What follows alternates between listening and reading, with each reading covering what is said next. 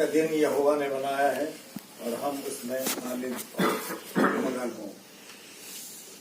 आज के दिन जो विशेष दिन है जिसके लिए हम लोग यहाँ इकट्ठा हैं, वैसे तो ये लेंट का सीजन है और इसमें जो मीटिंग्स होती हैं वो लेंटन मीटिंग कहलाती हैं, जिसमें मोस्टली जो मैसेज शेयर किया जाता है वो रिपेंटेंस एंड फॉरगिवनेस के ऊपर किया जाता है।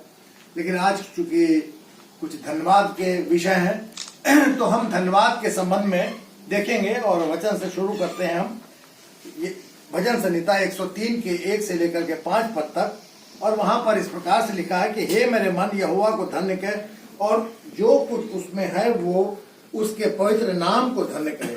हे मेरे मन यहोवा को धन्य कह और उसके किसी उपकार को ना भूलना। वही तो तेरे सब अधर्म को क्षमा करता और तेरे सब रोगों को चंगा करता है। वही तो तेरे प्राण को नष्ट होने से बचा लेता है और तेरे सिर पर करुणा और दया का मुकुट बांधता है। वही तो तेरी लालसा को उत्तम पदार्थों से तृप्त करता है, जिससे तेरी जवानी उकाब के समान नई हो जाती है। आइए हम प्रार्थना मांगेंगे। प्रभु जी, इस विशेष दिन हमको ये देखने का अवसर मिला कि हम जिंदों की जमीन पर हैं और हम बड़ी खुशी के साथ इस मौके पर जब वरदान अपना जन्मदिन मनाता है और अमन ने अपनी जॉब का 1 साल पूरा किया है। प्रभु, हम आपका दिल से धन्यवाद करना चाहते हैं। प्रभु जी, और भी तमाम जो परेशानियां आई उस पे आपने हमको विजयी बनाया, सामर्थी बनाया। हम इसके लिए आपका धन्यवाद करते हैं। आपने हमको जिंदों की जमीन पर रखा है प्रभु, इसके लिए हम आपका धन्यवाद करते हैं। और विशेष रूप से जो वचन हमसे बातें करना चाहता है प्रभु, हम इसके लिए आपका धन्यवाद करते हैं। हमारे साथ होइए और वचन को आशीषित करिए, हम सबों के लिए जीवन में ये फलदायक हो सके। प्रभु यीशु मसीह के पवित्र मधुर नाम से इस प्रार्थना को मांगते हैं, सुने और ग्रहण कर लें। आमीन। मेरे प्रियो, जैसा कि अभी मैंने बताया कि लेंटन पीरियड में मोस्टली जो हम मैसेज शेयर करते हैं या हमारे आपस में जो बांटा जाता है संदेश, वो क्षमा और रिपेंटेंस, पछतावे का होता है। लेकिन वो जो इस समय एक अवसर है वो है कि हम परमेश्वर को धन्यवाद करना चाहते हैं, यानी हम उसके सामने ऑफरिंग देते हैं। सैक्रिफाइस जो ऑफरिंग है वो जो वचन कहता है पुराने नियम के अनुसार, तो वो 5 प्रकार की ऑफरिंग्स के बारे में, सैक्रिफाइसेस के बारे में बताया गया है। और पहली चीज है वो है मेल बलि, दूसरी होम बलि, पाप बलि, अन्न बलि और 5वीं प्राण बलि। ये सैक्रिफाइसेस ऑफरिंग है जो अपने थैंकफुलनेस के लिए उस जमाने में पुराने नियम के अनुसार दी जाती थी, जब जानवरों को की बलि चढ़ाई जाती थी और अनाज की बलि चढ़ाई जाती थी। लेकिन प्रभु यीशु मसीह के आने के बाद से वो बलियां जो है वो मसीहियों के लिए समाप्त कर दी गई, क्योंकि प्रभु यीशु मसीह ने हमारे जीवन को, अपने जीवन को हमारे जीवन के लिए बलिदान कर दिया था। तो हमारे जीवन में मेरे प्रियो बहुत से दुख आते हैं लेकिन सुख भी आते हैं, और इसी का नाम जिंदगी है। जब सुख और दुख जहां ना हो तो जिंदगी बेमानी हो जाती है। और वचन कहता है कि हर एक बात में परमेश्वर का धन्यवाद करना चाहिए। परमेश्वर का वचन कहता है कि धन्यवाद परमेश्वर का हर एक अवसर पे देव। तो हम देखते हैं पहला थिस्सलुनीकियों उसके 5वें अध्याय के 18 पद में वचन क्या कहता है, जो धन्यवाद का बलिदान चढ़ाता है वो प्रभु की महिमा करता है। तो जो धन्यवाद का बलिदान चढ़ाता है, यानी ये भी एक प्रकार की ऑफरिंग है। थिस्सलुनीकियों उसके 5वें अध्याय के 18 पद में वचन कहता है कि हर बात में धन्यवाद करो, क्योंकि तुम्हारे लिए मसीह यीशु में परमेश्वर की यही इच्छा है। तो हर एक बात के लिए हमको परमेश्वर का धन्यवाद करना है, चाहे वो बुरी स्थिति हो चाहे अच्छी स्थिति हो। बुरी स्थिति में भी हम परमेश्वर का धन्यवाद कर सकते हैं, क्योंकि जब हम धन्यवाद करते हैं तो निश्चित रूप से उस बुरी स्थिति से परमेश्वर हमको बचा करके निकाल ले आता है। कम से कम हम जिंदा हैं उस बुरी स्थिति में कि ये क्या कम है, तो इसके लिए हमको परमेश्वर का धन्यवाद करना चाहिए। तो जब हम धन्यवाद करते हैं तो वो स्थिति, हम तो रहते हैं लेकिन परमेश्वर उस बुरी स्थिति को हमारी जिंदगियों से अलग कर देता है। वो धन्यवाद और स्तुति जो है वो परमेश्वर ने हमारे बाप दादाओं के समय से हमको सिखाई हैं कि हमको परमेश्वर का धन्यवाद करना कितना आवश्यक है। क्योंकि जैसा कि भजन संहिता उसके 50 अध्याय के 23 पद में वचन कहता है कि धन्यवाद के बलिदान का चढ़ाने वाला मेरी महिमा करता है, और जो अपना चरित्र उत्तम रखता है उसको मैं परमेश्वर का किया हुआ उद्धार दिखाऊंगा। तो जो धन्यवाद है, उसका धन्यवाद का बलिदान परमेश्वर के सामने जब हम उसको चढ़ाते हैं, धन्यवाद धन्यवाद कहते हैं, थैंक यू जीसस कहते हैं, तो इससे हम परमेश्वर की महिमा करते हैं। 116 भजन संहिता 116 के 17 पद में है, मैं तुझको धन्यवाद बलि चढ़ाऊंगा और यहोवा से प्रार्थना करूंगा। तो जब हम धन्यवाद के बलि यानी थैंक्स ऑफरिंग उसके सामने चढ़ाते हैं, करते हैं, तो परमेश्वर हमको आशीषित करता है। क्योंकि उसके साथ साथ जब हम धन्यवाद करते हैं तो मतलब हम उससे प्रार्थना भी करते हैं। तो जरूरी है कि परमेश्वर का हम धन्यवाद करें, उसकी स्तुति करें। डैनियल नबी की पुस्तक अगर हम उसके पूरे वृत्तांत को, उसके जीवन को देखते हैं, तो मौत की स्थिति में भी जब डैनियल नबी था और मौत की स्थिति उसके सामने खड़ी थी, जब उस समय डैनियल को वहां के राजा ने जब कहा कि लोगों ने उससे कहा कि उस राजा को चढ़ाया बढ़ाया कि लोगों से कहा कि सिर्फ वो तेरी पूजा करें, लेकिन डैनियल ने मना कर दिया कि नहीं, ऐसा नहीं हो सकता, और मैं तो सिर्फ परमेश्वर की ही पूजा करूंगा, आराधना करूंगा, उससे प्रार्थना करूंगा। तो लोगों ने जाकर के राजा से निवेदन किया, कहा कि ऐसा करके तू ये आदेश निकाल दे। हमारे यहाँ भी जब कुछ ऐसा होता है कि किसी बात को कराने के लिए ऑर्डर किया जाता है तो लिखित में आदेश दिया जाता है कि आपको मानना है। और वो आदेश जैसे आज के जमाने में जब हम ऑफिसर में काम करते हैं तो HR डिपार्टमेंट से होता है, उसी के दस्तखत से सारे ऑर्डर निकलते हैं। और लोगों ने जब उसको कहा तो राजा ने आदेश निकाल दिया कि मेरी प्रजा को, सारे लोगों को मेरी आराधना करनी है, मेरी पूजा करनी है, मेरा वर्शिप करना है। लेकिन डैनियल ने मना कर दिया, और जब मना कर दिया तो उसको क्या क्या उन लोगों ने राजा से कहा कि उसको जाकर के दंडित कर और ले जाकर के उसको, डैनियल को शेर की गुफा में, मान में डाल दिया जाता है। ये भूखे शेर कि वो 1 मिनट में फाड़ करके उसको खा जाएंगे। लेकिन वहां पे जब वो परमेश्वर से प्रार्थना करता है, डैनियल दिन में 3 बार प्रार्थना किया करता था, और जब वो प्रार्थना करता है घुटने के बल होकर के, तो शेरों का भी मुंह बंद हो जाता है, और मौत को भी धन्यवाद की प्रार्थना के साथ उसको वो टाल देता है। जैसा कि दूसरे अध्याय, डैनियल दूसरे अध्याय के 23 पद में वचन कहता है, हे मेरे पूर्वजों के परमेश्वर, मैं तेरा धन्यवाद और स्तुति करता हूं, क्योंकि तूने मुझे बुद्धि और शक्ति दी है, और जिस भेद का खुलना हम लोगों ने तुझसे मांगा था उसे तूने मुझ पर प्रकट किया है। तूने हमको राजा की बात बताई है। तो जो बहुत से बात कभी कभी होती है, जैसे कि जो हमारे उच्चाधिकारी या जो कुछ हमारे पीछे षड्यंत्र करते हैं, और हमको पता नहीं किस अद्भुत रीति से वो बातें हमको पता चल जाती हैं।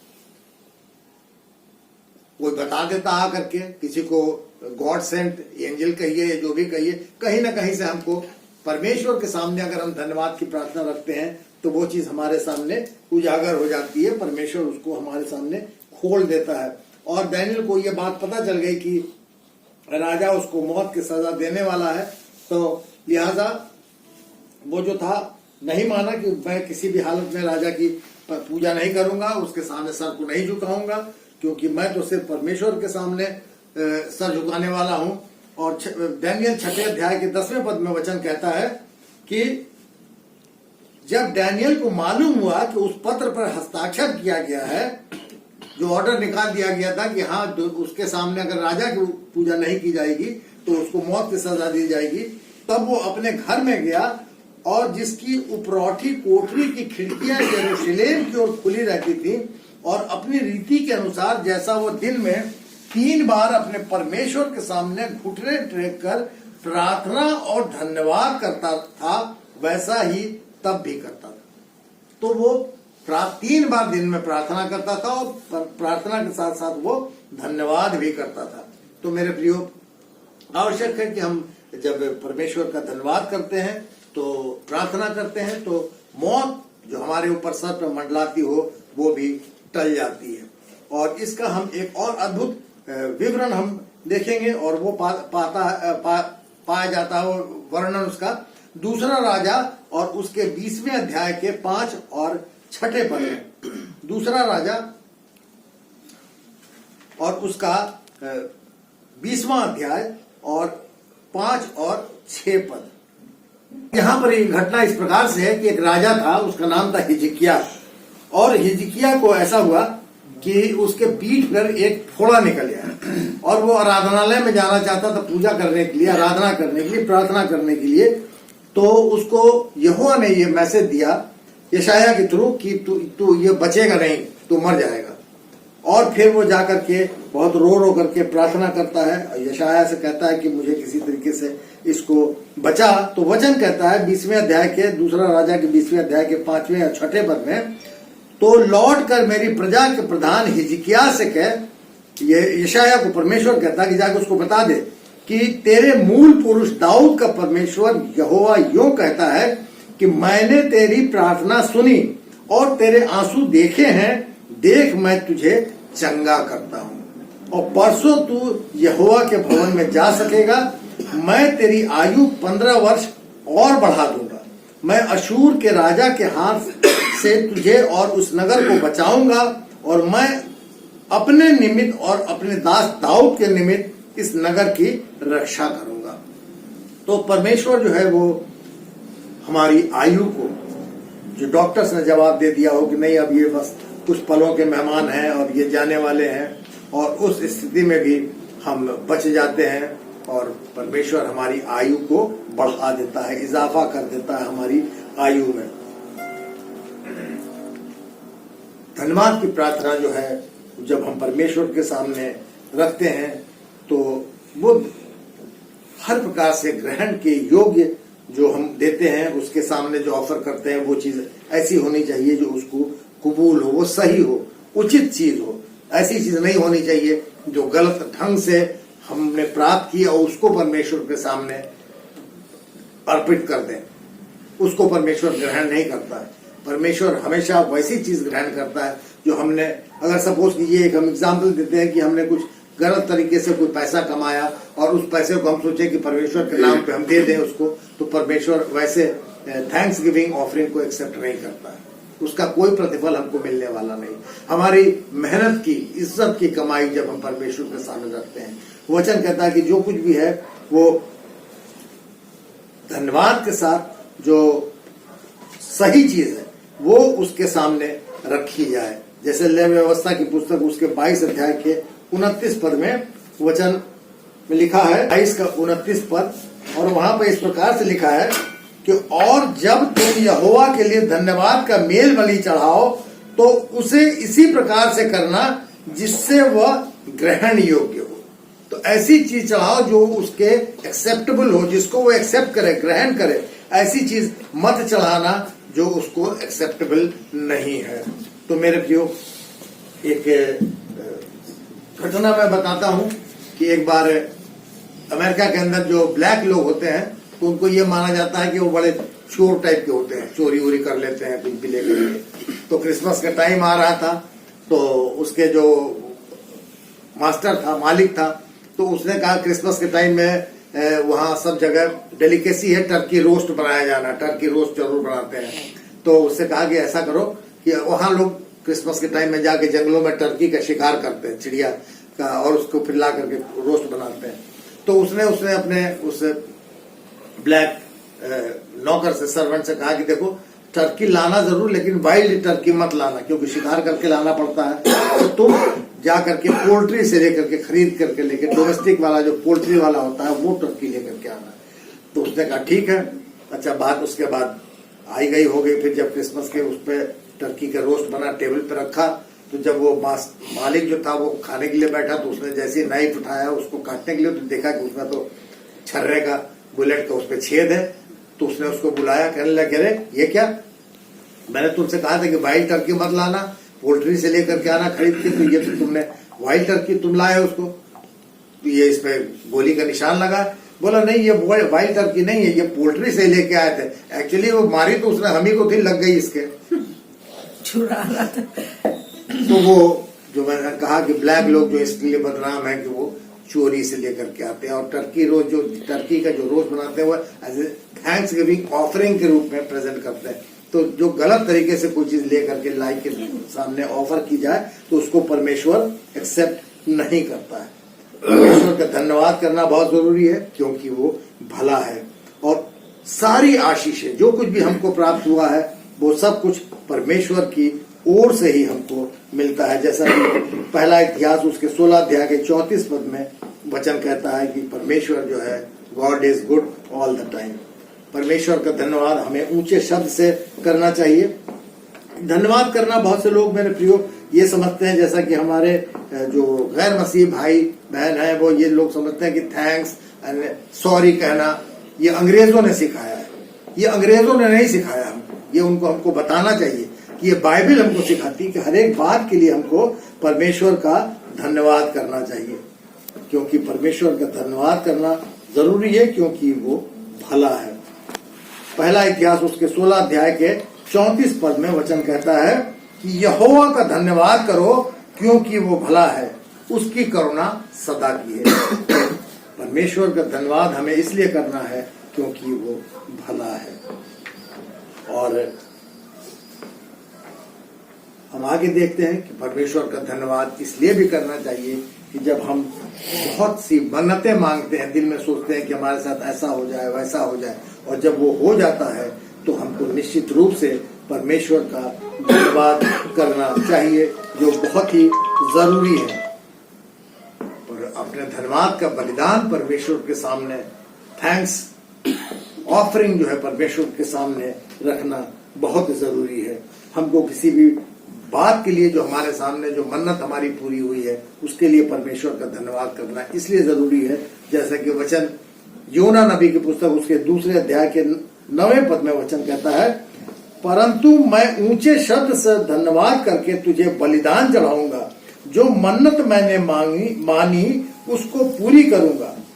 उद्धार यहोवा ही से होता है, तो जो उद्धार है वो यहोवा से ही से होता है। तो जरूरी है कि जो बातें हम कई बार सोचते हैं हमको नौकरी मिल जाए, और जब मिल जाती है हमारी मन्नत पूरी हो जाती है। जब हमारी नौकरी मिल जाती है तो हम सोचते हैं कि हमारा समय प्रोबेशन पूरा हो जाए, फिर हम कंफर्म हो जाए, परमानेंट हो जाए वगैरह वगैरह, और ये in due course of time होते चले जाते हैं। तो हर एक स्टेज के लिए जब हमारी मन्नत या जो कुछ भी हमने डिसाइड किया हमको ऐसा मिले, और वो चीज जब हमको मिल जाती है तो निश्चित रूप से हमको परमेश्वर का धन्यवाद करना अत्यंत आवश्यक है, बहुत ही जरूरी है। क्योंकि परमेश्वर का वचन कहता है कि किसी भी बात की चिंता हमको नहीं करनी है, परंतु हर एक बात के लिए परमेश्वर का धन्यवाद करना है, चाहे वो दुख की स्थिति हो चाहे सुख की स्थिति हो। जैसा कि फिलिपियों की पुस्तक और उसके 4 अध्याय के 6 और 7वें पद में वचन कहता है, किसी भी बात की चिंता मत करो, परंतु हर एक बात में तुम्हारे निवेदन, प्रार्थना और विनती के द्वारा धन्यवाद के साथ परमेश्वर के सम्मुख उपस्थित किए जाएं, तब परमेश्वर की शांति जो सारी समझ से परे है तुम्हारे हृदय और तुम्हारे विचारों को मसीह यीशु में सुरक्षित रखेगी। तो किसी भी बात की हमको चिंता नहीं करनी है, बल्कि हर एक बात, हर एक जो निवेदन हम प्रार्थना के सामने, प्रार्थना के माध्यम से, विनती के माध्यम से परमेश्वर के सामने रखना चाहते हैं, तो वो धन्यवाद के साथ रखनी चाहिए। तो आज के इस विशेष दिन पे, आज के इस विशेष समय में, जबकि हम सब लेंट सीजन में हैं, और लेकिन वरदान का बर्थडे भी हम सेलिब्रेट कर रहे हैं, अमन की जॉब के साल भर होने के खुशी मना रहे हैं कि उसने अच्छे से बहुत सफलतापूर्वक अपने जॉब को पूरा किया है समय को, और आगे भी वो तरक्की करता चला जाए। और बहुत सी ऐसी स्थितियां भी आई हैं परिवार में जब कठिन समय था, और उसमें परमेश्वर ने पार लगाया है, समाधान निकालने के लिए सहयोग किया है, हमारी बुद्धि को खोला है कि हम उसका समाधान कर सकें। तो इसके लिए हम परमेश्वर का धन्यवाद करने के लिए हम यहाँ इकट्ठे हुए हैं। हम सब मिल करके परमेश्वर का धन्यवाद करते हैं। आइए हम सब प्रार्थना मानेंगे। प्रभु जी, जैसा कि आपके वचन ने हमको बताया कि हर एक स्थिति में आपके सामने हम अपने धन्यवाद रूपी ऑफरिंग को पूरे समर्पण के साथ रखें। प्रभु, हमारे विनती को, हमारी इस धन्यवाद रूपी भेंट को आप स्वीकार करें। विशेष रूप से इस समय हम वरदान के लिए विनती करते हैं प्रभु। आपने इतने दिनों उसको बहुत अच्छी तरीके से रखा, उसको अच्छा स्वास्थ्य दिया और हर तरीके के खौफ खतरों बुराइयों से बचाया और उसकी पढ़ाई लिखाई में उसकी मदद की। और आगे भी जो कुछ भी वो कर रहा है प्रभु, आप उसके साथ हैं, उसकी सहायता करते हैं। हम इसके लिए आपका धन्यवाद करते हैं प्रभु। अमन के लिए भी विनती करते हैं कि अमन ने कई उतार चढ़ाव अपनी जिंदगी में नौकरी के समय देखे। कई बार वो निराश हुआ, हताश हुआ, लेकिन आपने उसको नहीं छोड़ा और उसने भी आपको कभी नहीं छोड़ा प्रभु। उसने एक अच्छी नौकरी आपकी दया से पाई है प्रभु। उसके साथ होइए। उसने अपनी नौकरी के 1 साल पूरे किए हैं और आगे को भी वो सफलतापूर्वक अपनी नौकरी को करता चला जाए। उसके इस जॉब के लिए, उसकी जिंदगी के लिए, उसके भविष्य के लिए हम आपका धन्यवाद करते हैं। और दोनों बच्चों का भविष्य हम आपके हाथों में सुरक्षित रखने के लिए सौंपते हैं प्रभु, कि आप उनके साथ होइए, उनकी सहायता करिए। विशेष रूप से प्रिया और दीपक के साथ होइए प्रभु, जो इनके माता पिता हैं, जो अपना मार्गदर्शन देते हैं, इनका सहयोग करते हैं हर एक तरीके से, चाहे वो आर्थिक रीति से हो या सलाह देने से हो, इनकी सहायता करने से हो। प्रभु इनके साथ होइए। विशेष रूप से प्रिया के साथ होइए प्रभु, जो कुछ समय से अस्वस्थ है उसको छूइए, उसको चंगाई दीजिए। जो कुछ भी उसके शारीरिक प्रॉब्लम हो, जो बीमारियां हो प्रभु, आपके सामर्थ्य चंगाई देने वाले नाम से उस हाथ से छू करके उसको चंगा करिए प्रभु। दीपक के साथ होइए, अच्छा स्वास्थ्य तंदुरुस्ती दीजिए और जो कुछ भी परेशानियां चिंताएं सामने आती है प्रभु, आपके नाम में वो दूर की जाए। उसके साथ साथ होइए, उसकी सहायता करिए, ताकि हर एक परिस्थिति का वो मजबूती के साथ आपके साथ मिलकर के उसका सामना करे और हर एक गलत उसको हिम्मत दीजिए, ताकत दीजिए, कुव्वत दीजिए कि वो आपके सामर्थ्य से हर एक स्थिति पे, उन कठिन परिस्थितियों का मुकाबला करे, उन पे विजयी हो। उन चारों को आपके हाथों में सौंपते हैं। आपके लहू में प्रभु यीशु उनको छुपा करके सुरक्षित करते हैं। इस लेंट के सीजन में विशेष रूप से उनके साथ होइए, ताकि वो अपने जिंदगियों को आपके नजदीकी में गुजार सके। नेहा और समीर के साथ होइए, उनको बहुतायत की आशीष दीजिए। उन्होंने अपनी नई जिंदगी शुरू की है प्रभु, उनके साथ साथ होइए। उनकी जॉब्स पे जो कर रहे हैं, क्या जो वो चाहते हैं प्रभु, नेहा उसको मिले, उन पे आशीष हो और आगे के नए नए मार्गों को, रास्तों को आप खोलिए, ताकि प्रभु सचमुच में उनका विश्वास आपकी ओर और भी बढ़े, वो मजबूती से आपके ओर अपना कदम बढ़ाते चले जाएं। अमो रवि को आशीषित करिए। इसकी बहन जो कनाडा में है प्रभु, उसको भी आशीषित करिए। एक एक जन को आपके लहू में छुपा करके सुरक्षित करते। प्रिया के घर के तमाम और भाई, उनके परिवार, जितने लोग हैं प्रभु, उनको भी याद करते हैं। सबों को आशीषित करें। इस यहाँ पे जब इस प्रार्थना सभा में जितने लोग उपस्थित हैं प्रभु, नाम बनाम सबको आपके हाथों में सौंपते हैं, आपके लहू में छुपा करके सुरक्षित करते हैं। हम में से हर एक के साथ होइए, हमारे पापों और धर्मों को क्षमा करिए और जो कुछ हमसे जाने अनजाने भूल हुई हो प्रभु, उसको क्षमा करें। और विशेष रूप से इस समय जब ये लेंट का सीजन है और हम बहुत बार फास्ट एंड प्रेयर में अपने समय को बिताते हैं प्रभु, हमारी सहायता करें, ताकि ये लेंट का सीजन हमारे लिए एक मुबारक सीजन हो सके। इस प्रार्थना को हम प्रभु यीशु मसीह के पवित्र मधुर नाम से मांगते हैं। उसको सुनिए और ग्रहण कर लीजिए। आमीन। हमारे बाप चाहता है तेरी मर्जी जैसे आसमान पे पूरी होती है, जमीन पे भी हो। हमारे